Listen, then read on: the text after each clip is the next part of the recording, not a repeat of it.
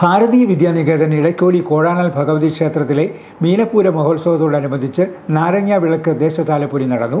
Uzhavoor east കലാമൂളം ദേശത്തിൻ്റെ ആഭിമുഖ്യത്തിൽ നടന്ന താലപ്പൊലി ഘോഷയാത്രയുടെ ഭദ്രദീപ പ്രകാശനം പിന്നണി ഗായിക നിമിഷ മുരളി നിർവഹിച്ചു.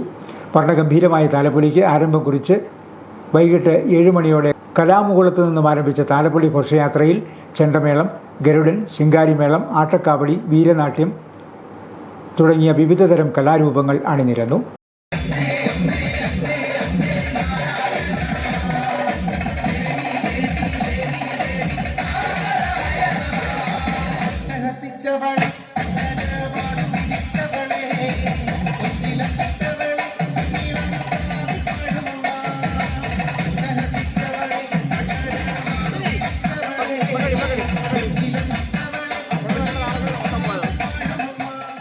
രാത്രി 9:30 കോഴാനാൽ കാവിൽ എത്തിച്ചേർന്ന ഘോഷയാത്രയിൽ നിരവധി ഭക്തർ പങ്കെടുത്തു.